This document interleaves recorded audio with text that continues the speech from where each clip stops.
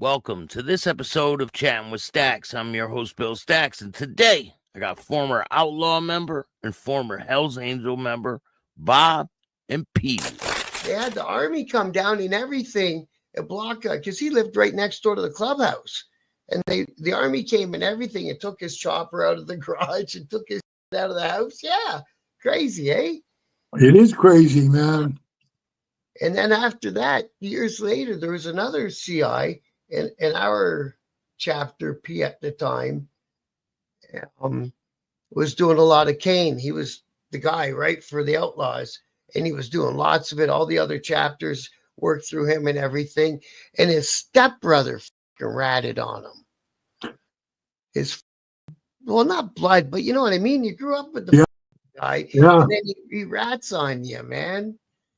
This guy who did a documentary thing on a TV program about snitching on his brother. And he goes, "Oh, every time I hear a Harley, I get scared." It's like, good. You ought to. Yeah, that's crazy, man. You want to know the funniest? The cop that was handling that stepbrother guy when he was snitching was fucking the guy's old lady on the side. That even makes it funnier. So he put his own brother in jail for 10 years. He's had to move all over, and then they kicked him out of the witness program anyway, because after a while they get sick of you. You're no good to them, so they just put you aside. You know, I used to know Taco real good too, right? I talked to Taco many times.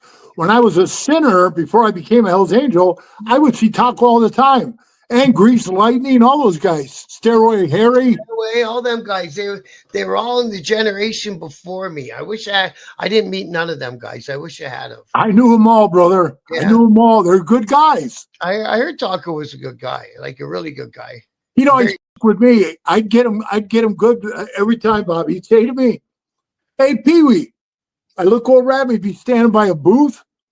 He says, "Hey, how come you never buy any support gear from me?" Right? And I was in this other club, and he had the shirt with the guns, snitches, are a dying breed, Detroit. Yeah. I'd get him every time, Bob. I'd walk up to him and I'd say, "All right, give me a shirt." And he said, "Okay, what size?" I said, "I need a 4X." And he goes, "I don't get no 4Xs. I said, "Oh, maybe next time." He said, "I got a 2X squeeze." I said, "I get no 2X. I could see him being the type of guy that would bring a 4X one time just to you. Oh, he would too. I just had to avoid him after that. Did they ever offer you a spot in that club? And did you ever think about going that way? Me? Yeah. Well, yeah, like I said, I grew up in Milwaukee, you know. It was always Outlaws in Milwaukee. I guess, after I joined the Sinners, which was a small 3-patch club, that, we went down party many times at the clubhouse with the guys. I've been in Joliet Clubhouse. I've been in Chicago's Clubhouse. Yeah, because I think I must have watched more of one of your interviews than I realized, because I remember you saying that. And then from the Sinners, you guys ended up becoming friendly with the Angels because they wanted to come to Milwaukee? No, they never really. You know what? There was a group that you guys were fighting with called the Heavens Devils. And they were only one charter, Bob, right there in Milwaukee. And they weren't big. They were maybe 15 guys. Yeah. They came up to Minnesota when I was prospecting, and they said, "Hey, we want to be Hells Angels." So we were supposed to go meet them at a bar. We walked in there. Pat went to meet them. They were hammered, bro. They were hammered. And they're all like, "Hey, what's up?" And he said, "You guys come up here to talk to us about something serious? Yeah. And you get all f***ed up? Well, you guys, you're a bunch of punks." And we walked out of the bar. And then when they got back, they were getting thumped by the Outlaws all the time. And after a while, bro, they just finally gave in. And now they wear support patches. Hey, patch. And now I see them hanging around with them all the time. Yeah. They just needed some change in the... Right. And I did them a good one, Bob. In my book, I put in there that they came up and asked to be Hells Angels. So they're probably back on the list, Yeah. Well, geez. Yeah, I wrote one book. The first version of my book, I left all the club names as they were and the people involved, because most of them are dead. And then right, that's what I did. and any crime I talked about had already been through the courts. Right. So Same here. I wasn't telling anything new, but the club right away was like, hey, man, you got to pull that book. I said, all right. So I pulled the book, and then I redid it. So it's based on a true story book now. But it gave me a little more freedom to put a little more stuff in, because now I'm not talking about any real person. Right. Right. So actually, it made the book better. Right on. Yeah. So it's out there. I'm working on it. Brother, I redid my book 14 times. I had to redo it. Oh, yeah. And the editor charged me $3,000 to edit my book. It's expensive. I got 12 grand into my book. Oh, mine was 11. Mine was 11,000 plus the 3. And then he sends me a note. He says, I read your book. I think you were angry when you wrote the book. I think that it's all over the place. You should rewrite it. And I think that you're violent, sexist, and racist. And I'm thinking, I paid you $3,000 to tell me what I already knew. Yeah. And see, that's what I did too. I wrote the book, and I was mad at the Outlaws when I wrote the book. So I shouldn't have wrote it from that headspace, right? You know what I mean? Because, I started the same way, Bob. I did the same thing. Then I went back and I changed all the, And then at the end of the day, I got nothing against the Outlaws as a club.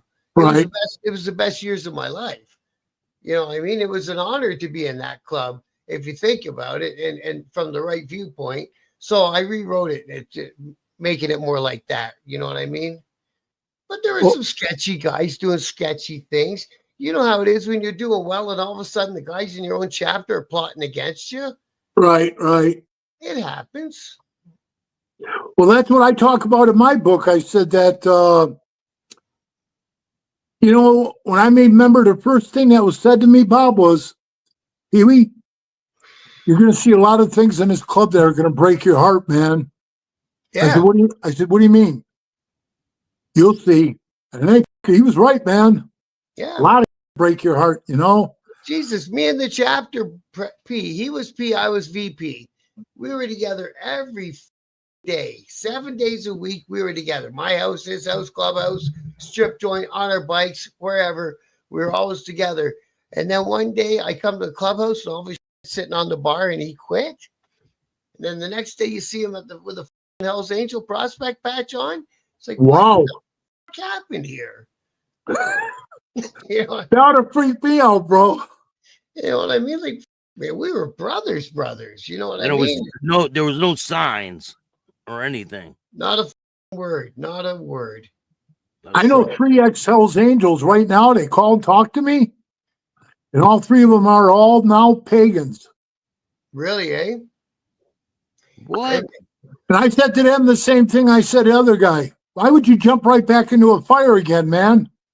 Yeah. And they're like, well, they offered me and I got by the angels. And I says, what does that mean, though, bro? I mean, now you gotta look behind your back all the time. I think it's gonna be a hot summer, don't you? Yeah, I do, bro. I really do. I don't want to mention his name, but one of the outlaw guys that talked to me from Milwaukee, he said they had problems with the pagan guys, and I think he told me that they were having negotiations with the red and white guys, and I was thinking, oh, good, man, maybe this time it'll work out. But I will tell you this. When you're up in Sturgis, again, Bob, this is another time. The one time was in San Francisco, and Cisco said, hey, the truce is off with the Outlaws. Well, this was another truce, bro. and I was in Sturgis. I was sitting behind the counter in my shop, and Sonny was there shooting the shit with me. And the phone rings. I pick it up, and somebody goes, hey, I guess it's back on with the Outlaws again. So, war's back on. And I'm like, what the man? So I hang up, and I'm shaking my head like this. And Sonny goes, what's the matter? I said, somebody just called me and said the war's back on with the Outlaws again. That, I don't know, we something up, and they said, fuck us, and the shit's back on. I'll never forget this as long as I live, Bob. Sonny looked at me, and he says, Now, there's a guy that's in the club 60 years. He says, you know something, Pee-wee? In all the years I've been in this club, every time we had a truce with the Outlaws, we broke it.